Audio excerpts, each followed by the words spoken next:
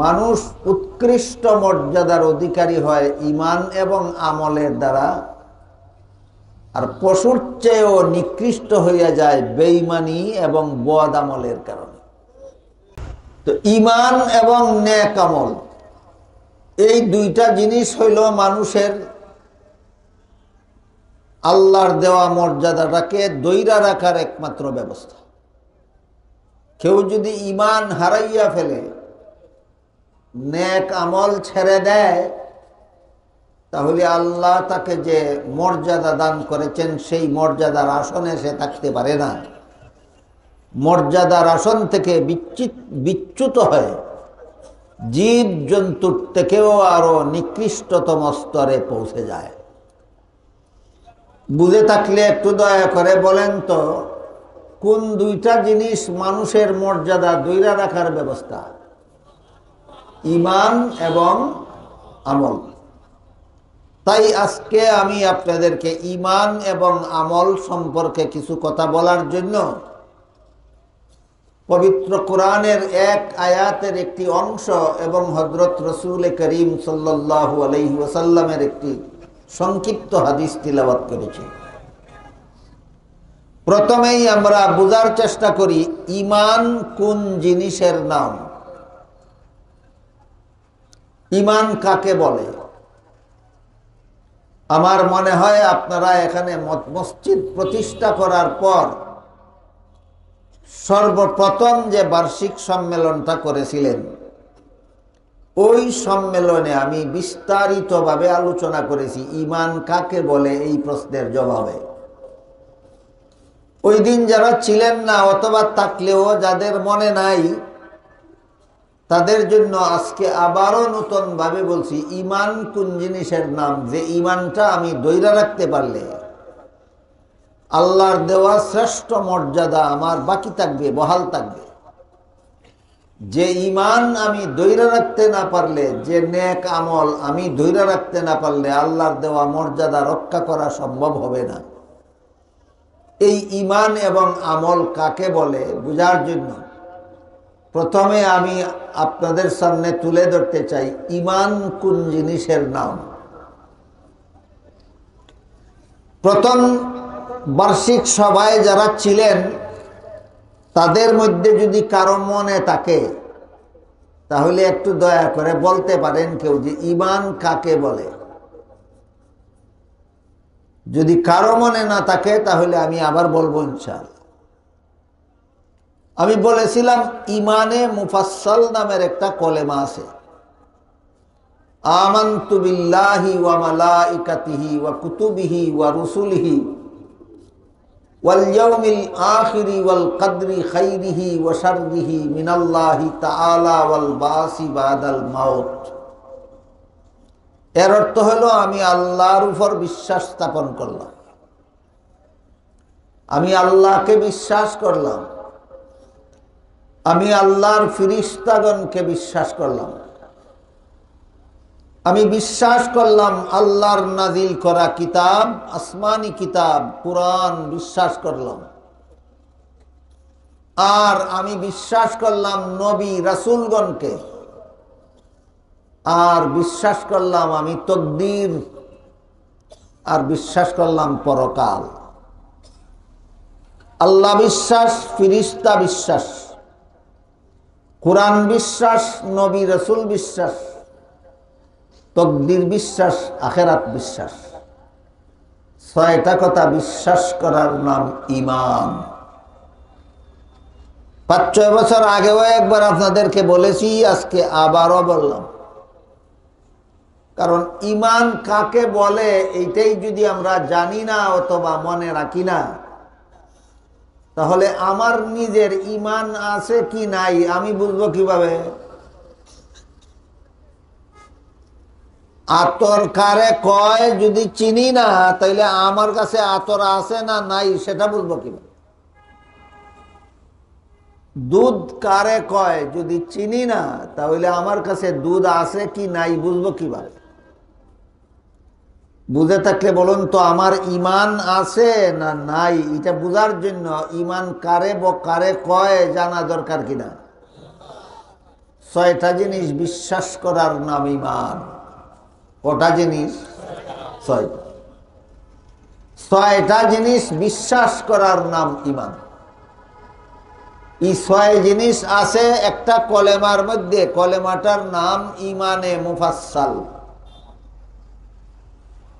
আমি আবার বলি আপনাদের মনে থাকার জন্য, এক নম্বরে আমি আল্লাহ বিশ্বাস করলাম, দুই নম্বরে ফিরিস্তা বিশ্বাস করলাম, তিন নম্বরে কোরআন বিশ্বাস করলাম, চার নম্বরে নবী রসুল, পাঁচ নম্বরে তকদির, ছয় নম্বরে আখেরাত। বলেন তো কত কথা বিশ্বাস করার নাম ঈমান? এক নম্বর আল্লাহ, দুই নম্বর ফিরিস্তা, তিন নম্বর কোরআন, চার নম্বর নবী রাসূল, পাঁচ নম্বর তকদির, ছয় নম্বর। এই ছয় কথা যে কোনো যুগের, যে কোনো দেশের, যে কোনো মানুষ বিশ্বাস করলেই সে আল্লাহর কাছে ঈমানদার বলে গণ্য হয়, মুমিন মুসলমান বলে গণ্য হয়। আর সেই দিন আমি আপনাদেরকে আরো বলেছি যে ছয় কথা বিশ্বাস করে আমরা ঈমানদার হইলাম, মুমিন মুসলমান হইলাম। এই ছয় কথার কিছু ব্যাখ্যা আছে ভুল, আর কিছু ব্যাখ্যা আছে শুদ্ধ। কিছু ব্যাখ্যা আছে ভুল, কিছু ব্যাখ্যা আছে শুদ্ধ। আপনি ঈমানে মুফাসসালের ছয় কথা বিশ্বাস করে ঈমানদার বা মুমিন মুসলমান সাব্যস্ত হইলেন। এখন দেখা যাবে আপনি এই ছয় কথা সহি ব্যাখ্যা মতো বিশ্বাস করেন না ভুল ব্যাখ্যা মতো বিশ্বাস করেন। যদি সহি ব্যাখ্যা মতো বিশ্বাস করেন তাহলে আপনি আহলে সুন্নাত ওয়াল জামাতের মুসলমান। আর যদি ভুল ব্যাখ্যা মতো বিশ্বাস করেন তাহলে আপনি বেদাতি মুসলমান। তাহলে ছয় কথা বিশ্বাস করে মুসলমান হয়। শুদ্ধ ব্যাখ্যা মতো বিশ্বাস করলে আহলে সুন্নাত ওয়াল জামাতের মুসলমান হয়। ভুল ব্যাখ্যা, মন গড়া ব্যাখ্যা মতো বিশ্বাস করলে বেদাতি মুসলমান হয়। দেখেন তো 2 বছর পরে এই তিনটা কথা আবার ভুলে যাবেন কিনা। ঈমানে মুফাসসালের ছয় কথা বিশ্বাস করলে হয় মুসলমান। সহি শুদ্ধ ব্যাখ্যা মতে বিশ্বাস করলে হয় আহলে সুন্নাত ওয়াল জামাতের মুসলমান। মন গড়া ব্যাখ্যা, ভুল ব্যাখ্যা মতো বিশ্বাস করলে হয় বেদাতি মুসলমান। আপনারা মুসলমান হতে চান না ও মুসলমান? মুসলমান হতে চাইলে ছয় কথা বিশ্বাস করতে হবে। এবার বলেন বেদাতি মুসলমান হতে চান না সুন্নতি মুসলমান? সুন্নতি মুসলমান হতে চাইলে ছয় কথা, ছয় কথা, ছয় কথা সহি ব্যাখ্যা মতো বিশ্বাস করতে হবে। এই ছয় কথার কয়েকটা কথার কিছু সহি ব্যাখ্যার উদাহরণ আমি প্রথম বছর আপনাদেরকে দিয়েছিলাম, আর কিছু মন গড়া ব্যাখ্যারও উদাহরণ দিয়েছিলাম। যেমন ধরেন একটা উদাহরণ হইল, ছয় কথার প্রথম কথা হইল আমি আল্লাহকে বিশ্বাস করি। প্রথম কথা কোনটা? আল্লাহকে বিশ্বাস। আল্লাহ সম্পর্কে কিছু ব্যাখ্যা আছে সহি শুদ্ধ, আর কিছু ব্যাখ্যা আছে মন গড়া, ভুল, গলত। আল্লাহ সম্পর্কে যত সহি ব্যাখ্যা আছে এর মধ্যে একটা সহি ব্যাখ্যা হইল দুনিয়ার জীবনে চর্মচুকে আল্লাহকে দেখা যাবে না। দুনিয়ার জীবনে চর্মচুকে আল্লাহকে দেখা যাবে না। কেউ যদি বলে যে না দুনিয়ার জীবনে চর্মচুকেই আমি আল্লাহকে দেখেছি, সে মন গড়া ব্যাখ্যা মতো আল্লাহ বিশ্বাস করে, সহি ব্যাখ্যা মতে নয়। প্রশ্ন হলো দুনিয়ার জীবনে চর্মচোখে আল্লাহকে দেখা যাবে না কেন? আল্লাহ সত্যই থাকলে আমরা দেখব না কেন? প্রশ্নের জবাবে মুফাসসিরিন কেরাম তাফসীরের কিতাবে লিখেছেন, আল্লাহকে দেখার মতো যে পরিমাণ পাওয়ার চোখে থাকতে হয়, এই পরিমাণ পাওয়ার দুনিয়ার জীবনে কোনো মানুষের চোখে আল্লাহ ইচ্ছা করেই দেন না। আল্লাহর ইচ্ছা নাই দুনিয়াতে মানুষে আমারে দেখুক, যে আল্লাহর ইচ্ছা নাই, এই কারণে দেখার মতো পাওয়ার দেন না। আবার প্রশ্ন জাগে, কেন আল্লাহর ইচ্ছা নাই? আমাকে যদি আল্লাহ দেখার মতো পাওয়ার দিতেন, আমি দুনিয়াতেই আল্লাহরে দেখতে পারতাম, কতই ভালো হইতো। আল্লাহ বলেন, মোটেও ভালো হইতো না। তোমার চোখে যদি আমি দুনিয়াতে আল্লাহকে দেখার পাওয়ার দিতাম, তুমি অবশ্যই আমাকে দেখতে পারতে, কিন্তু তখন তোমার ঈমানটা কবুল হইতো না। আল্লাহ দেখার পরে ঈমান আনলে ঈমান কবুল হয় না, আল্লাহ না দেখে ঈমান আনলে ঈমান কবুল হয়। বুঝে থাকলে বলেন, আল্লাহকে দেখার ব্যবস্থা না দিয়া আল্লাহ আমাদেরকে বঞ্চিত করলেন, না ঈমান কবুল হওয়ার ব্যবস্থা করলেন? চিন্তা করে দেখুন আপনাদের প্রতি আল্লাহ কত বড় দয়াল, কবে থেকে দয়াল।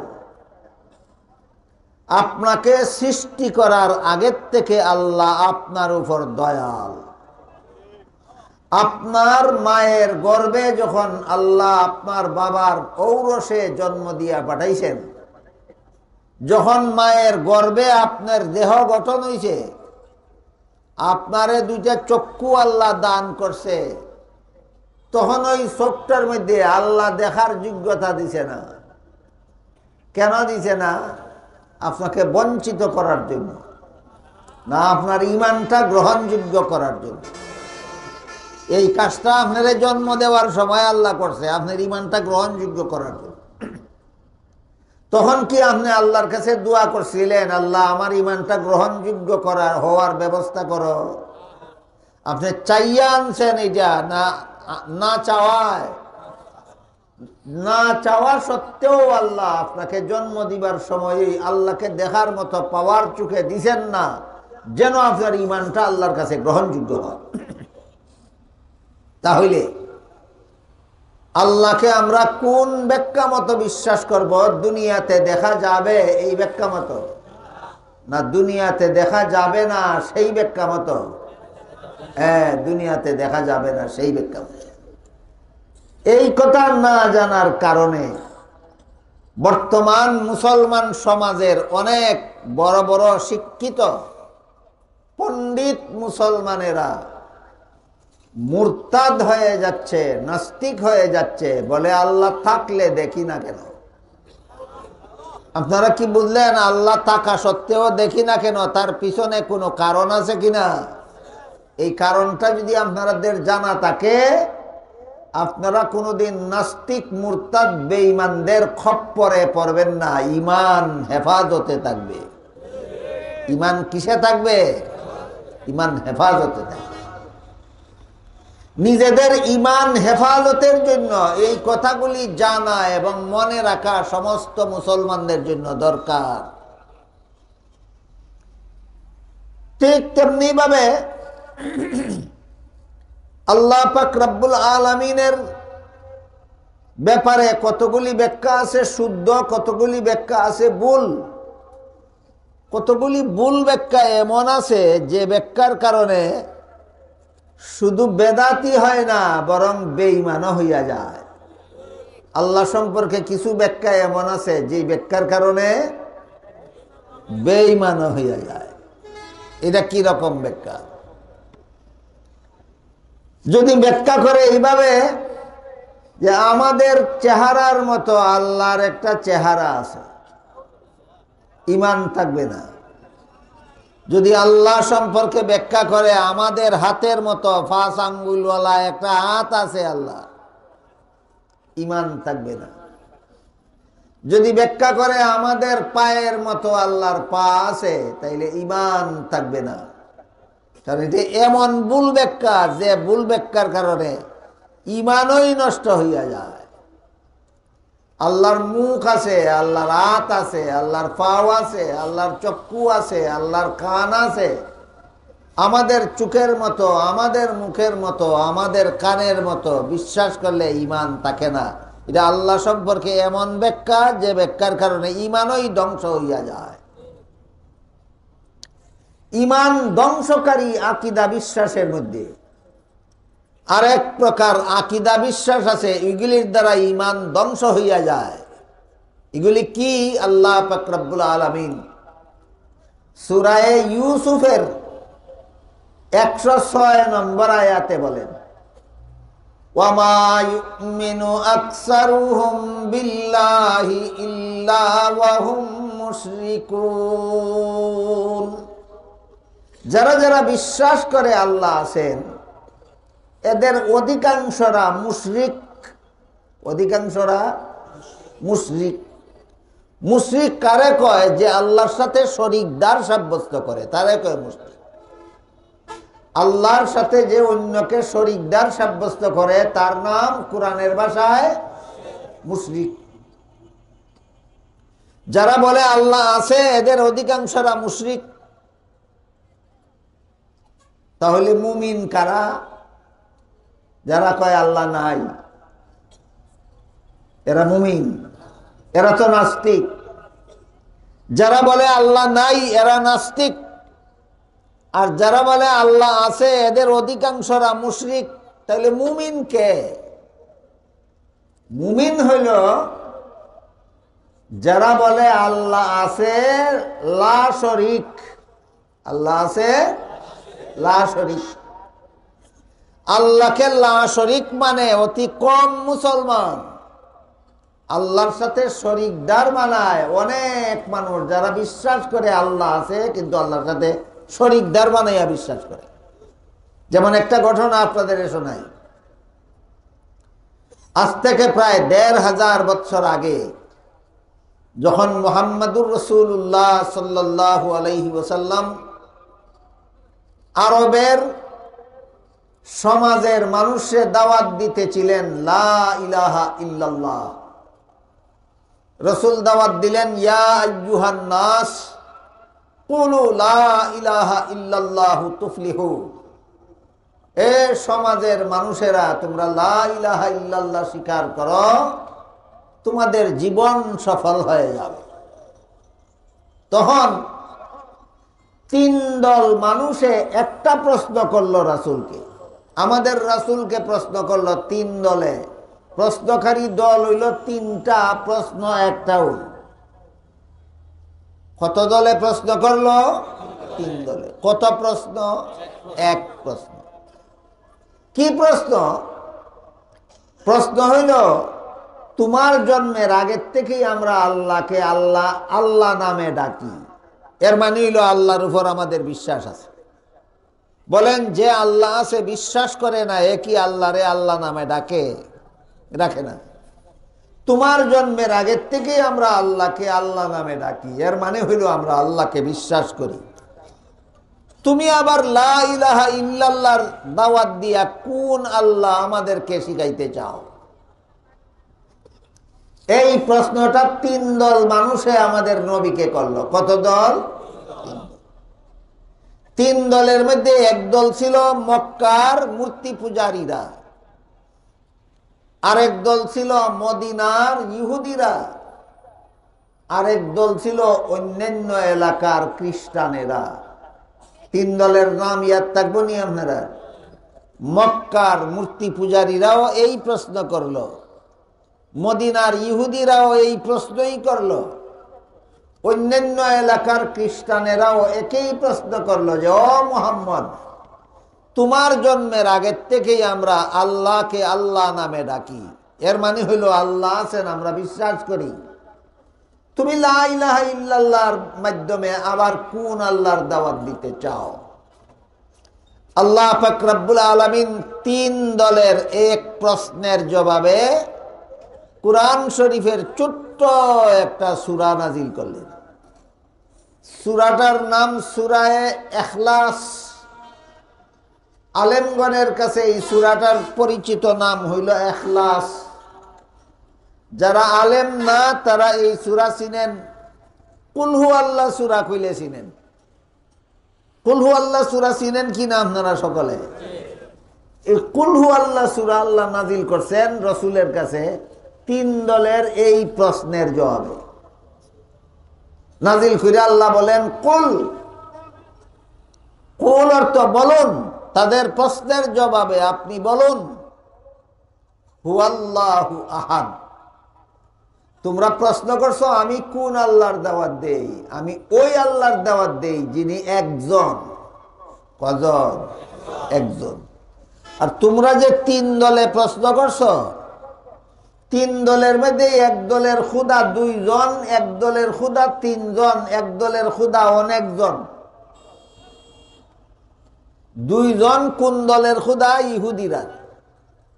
ইহুদিরা আসমান জমিনের সৃষ্টিকর্তাকে ডাকে এক খুদা, আর উজাইর নামের একজন পয়গাম্বর, একজন নবী, তারে মানে আরেক খুদা।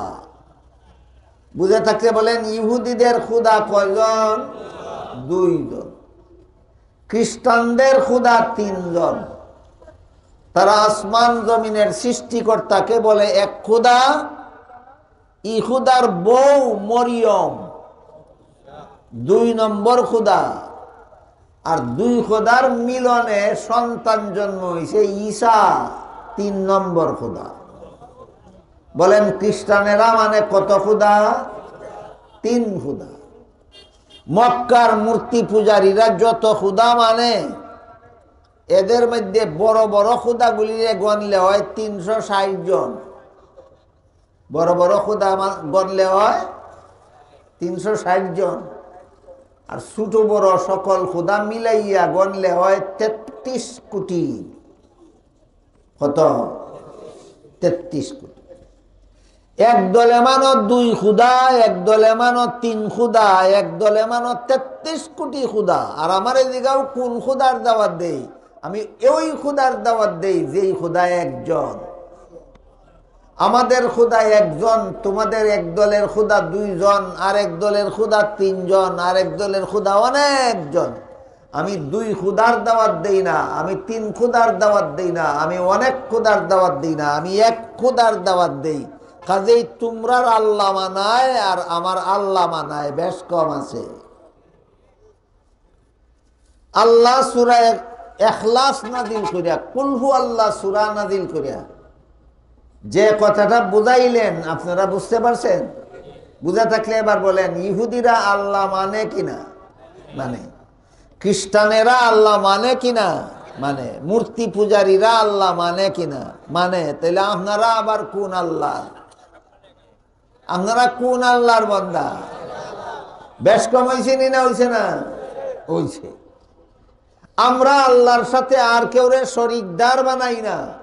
ইহুদিরা উজাইর নামের নবীরে বানায় শরিকদার, খ্রিস্টানেরা বিবি মরিয়ম রে বানায় শরিকদার, ঈসা আলাইহিস সালামকে বানায় শরিকদার, আর মূর্তি পূজারীরা 33 কোটি দেবদেবীরে বানায় শরিকদার। আমরা কাউকে শরিকদার না বানাইয়া আল্লাহ শরিক এক আল্লাহ বিশ্বাস করি।